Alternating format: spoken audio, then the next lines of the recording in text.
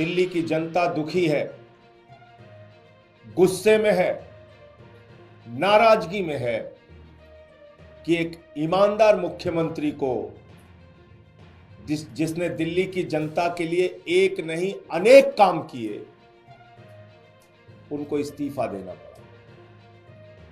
लोग सवाल पूछ रहे हैं कि अरविंद केजरीवाल ने इस्तीफा क्यों दिया। लोग सवाल पूछ रहे हैं कि अरविंद केजरीवाल को इस्तीफा देने की जरूरत क्या थी। उन्होंने तो ईमानदारी से दिल्ली के 2 करोड़ लोगों की सेवा की, फिर क्या आवश्यकता थी उनको इस्तीफा देने। आपने देखा होगा पिछले 2 साल से लगातार भारतीय जनता पार्टी अरविंद केजरीवाल को बदनाम करने की कोशिश कर रही है। भ्रष्टाचार के झूठे आरोप उनके खिलाफ खड़े किए गए, बेबुनियाद निराधार जिसमें 1 रुपए का सबूत नहीं मिला, ऐसे आरोप उनके ऊपर लगाए गए। बीजेपी वालों ने उनको भ्रष्टाचारी कहा, उनकी ईमानदारी पर सवाल उठाया। कोई आम नेता होता, कोई मोटी चमड़ी वाला नेता होता, उसको कोई फर्क नहीं पड़ता, वो अपनी कुर्सी से चिपका पड़ा रहता। लेकिन ये अरविंद केजरीवाल है, इन्होंने अपनी सच्चाई और ईमानदारी से यहां तक का सफर तय किया है और ईमानदारी से दिल्ली के लोगों की सेवा की है। सुप्रीम कोर्ट ने उनके हक में फैसला भी दे दिया, एक ऐसे मामले में जिसमें जमानत मिलना लगभग नामुमकिन होता है। कोई और नेता होता तो कहता कि सुप्रीम कोर्ट से हमें जमानत मिल गई, काफी है। सुप्रीम कोर्ट ने कह दिया कि सीबीआई ने, ईडी ने जो कार्रवाई की है वो दुर्भावना से की है, राजनीति से प्रेरित होकर की है, पिंजरे में बंद तोते की तरह काम किया है। कोई और नेता होता तो कहता सुप्रीम कोर्ट ने हमारे हक में फैसला सुना दिया, जमानत दे दी, अब अपने पद पर बना रहूंगा। लेकिन अरविंद केजरीवाल ने तय किया, हम जनता की अदालत में जाएंगे। जनता की अदालत में जिसकी सेवा हमने ईमानदारी से की है, पिछले 10 सालों में हम उनके पास जाएंगे और उनसे अपनी ईमानदारी का प्रमाण पत्र लेके आएंगे। मुझे पूरा भरोसा है दिल्ली की जनता प्रचंड बहुमत के साथ अरविंद केजरीवाल को ईमानदारी का प्रमाण पत्र देगी, कि उन्होंने पूरी सच्चाई के साथ, ईमानदारी के साथ दिल्ली के लोगों की सेवा की है। मुख्यमंत्री के तौर पे बहुत सारी सुविधाएं किसी भी व्यक्ति को मिलती हैं, अरविंद केजरीवाल को भी वो सुविधाएं मिली। कल जब उन्होंने इस्तीफा दिया तो पहली बात उन्होंने की कि अब हम ये सारी सुविधाएं छोड़ देंगे, मुख्यमंत्री को मिलने वाली सारी सुविधाएं छोड़ देंगे। बाकी नेताओं की हालत हम जानते हैं, अगर कभी किसी पद पे पहुंच गए, कोई सुविधा मिल गई तो उसको नहीं छोड़ने के लिए सालों साल लड़ाई लड़ते हैं, घर से मकान से चिपके रहते हैं। लेकिन अरविंद केजरीवाल ने फैसला किया है कि उन्होंने कहा हम अपना मकान खाली करेंगे, हम अपना घर खाली करेंगे, 1 हफ्ते के अंदर हम अपना घर खाली करेंगे। उनकी सुरक्षा को लेकर भी सवाल है, एक नहीं कई बार उनके ऊपर हमले हुए। हमने उनसे कहा, समझाने की कोशिश की कि आपकी सुरक्षा को खतरा है, कई बार आप पे हमला हो चुका है, मां बाप घर में थे उस वक्त भी उनके घर पे हमला हो चुका है, भारतीय जनता पार्टी के लोगों ने हमला किया है, कई बार उनको शारीरिक नुकसान पहुंचाया गया, कहीं कालिक फेंकी गई, कहीं हमला किया गया, चोट पहुंचाई गई। ये सारा कुछ हुआ अरविंद केजरीवाल के साथ। उनके बूढ़े मां बाप हैं, उनकी पत्नी है, उनके बच्चे हैं, उनकी सुरक्षा को लेके हम सब चिंतित हैं। हमने समझाने की कोशिश की कि ये घर सिर्फ मुख्यमंत्री के तौर पे ही नहीं बल्कि आपकी सुरक्षा की दृष्टि से भी जरूरी है।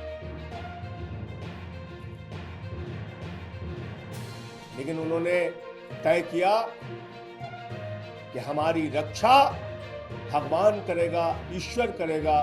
मैं 6 महीने जेल में रहा, खूंखार अपराधियों के बीच में रहा, लेकिन बावजूद इसके ईश्वर ने मेरी रक्षा की, ईश्वर ही मेरी रक्षा करेगा, मुझे घर की कोई चिंता नहीं।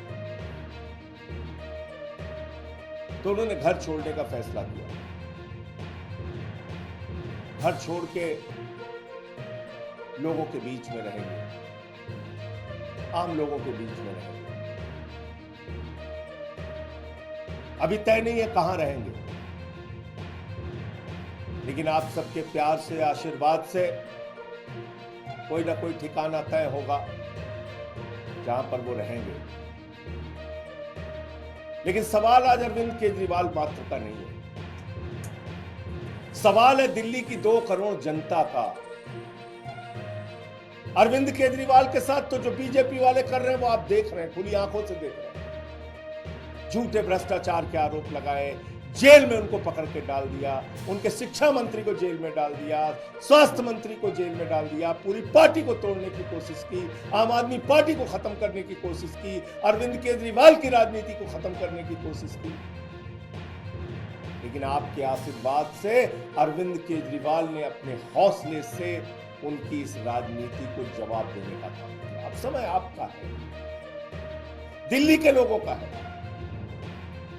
क्योंकि देश के प्रधानमंत्री तो खुलेआम कहते हैं मुफ्त की सुविधाएं बिल्कुल नहीं मिलनी चाहिए, बंद हो जानी चाहिए मुफ्त की सुविधाएं। आपको सोचना है, अरविंद केजरीवाल नहीं होगा तो दिल्ली का क्या होगा, अरविंद केजरीवाल नहीं होगा तो दिल्ली के लोगों का क्या होगा। जो बच्चों को मुफ्त शिक्षा मिलती है वो शिक्षा बंद हो जाएगी।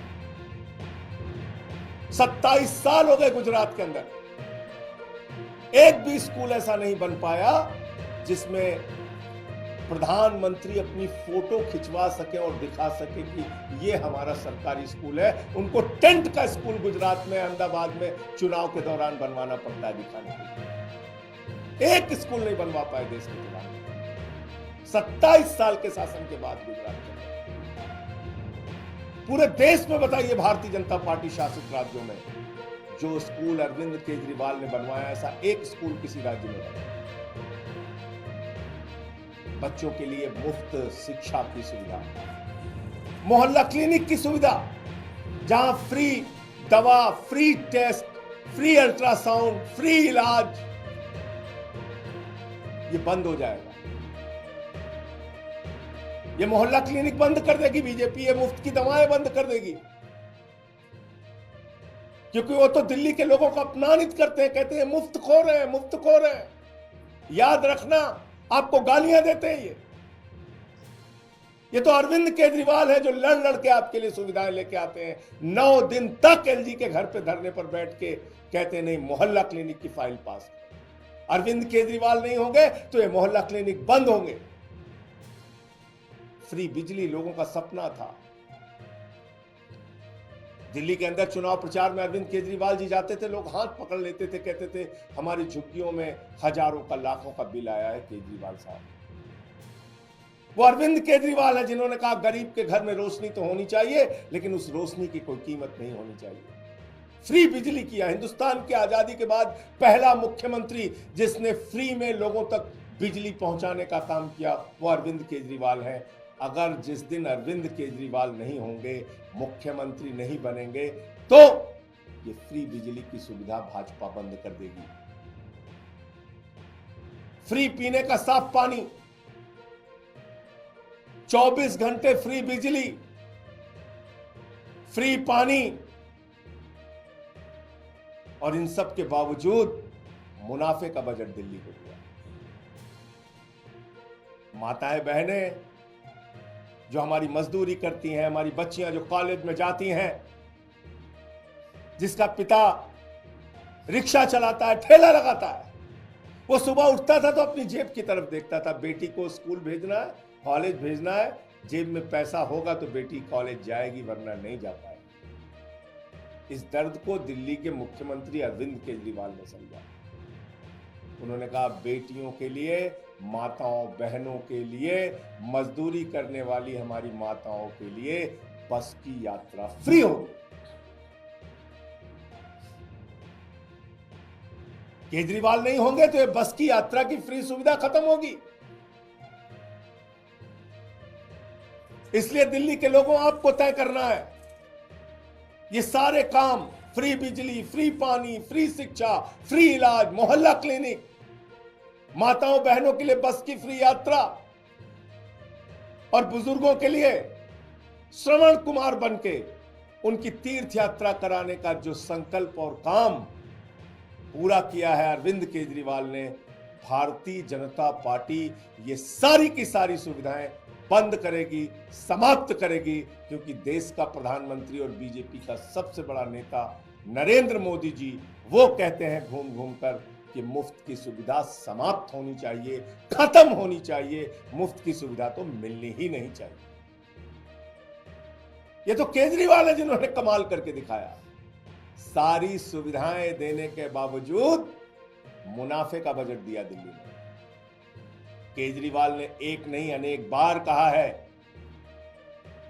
कि दिल्ली के अंदर अब तक जो सरकारें थीं उन्होंने आपको धोखा देने का काम किया। खजाने में पैसे की कमी नहीं है, सरकारों की नीयत में कमी थी। और उन्होंने साफ नीयत से, ईमानदारी से दिल्ली के लोगों की सेवा की। तो अब दिल्ली के लोगों को तय करना है, दिल्ली के लोगों को अब संकल्प लेना है, दिल्ली के लोगों को अब जवाब देना है। जनता की अदालत में अरविंद केजरीवाल जी जाएंगे और मुझे पूरा यकीन और भरोसा है कि जनता की अदालत से अपनी ईमानदारी का प्रचंड बहुमत का प्रमाण पत्र लेके आएंगे। हिंदुस्तान के इतिहास में पहले नेता है अरविंद केजरीवाल जो सीना ठोक के कह रहे हैं ईमानदार हूं तो वोट देना, ईमानदार नहीं हूं तो वोट देना। ईमानदारी के नाम पर, अपनी सच्चाई के नाम पर वोट मांगो, अपने काम के नाम पर वोट मांगो। एक नेता पूरे हिंदुस्तान की राजनीति में, पूरे इतिहास में बताया। तो इसलिए अब वक्त है दिल्ली के 2 करोड़ लोगों का, उनको जवाब देने का। इस समय 2 करोड़ लोगों के ऊपर जिम्मेदारी है कि वो भारतीय जनता पार्टी के साजिशों का, कुचक्रों का जवाब अपने वोट की ताकत से। बहुत बहुत धन्यवाद। मैं इतनी बात कहना चाहता था और आगे और कोई सूचना होगी तो मैं आपके साथ उसको शेयर करूंगा।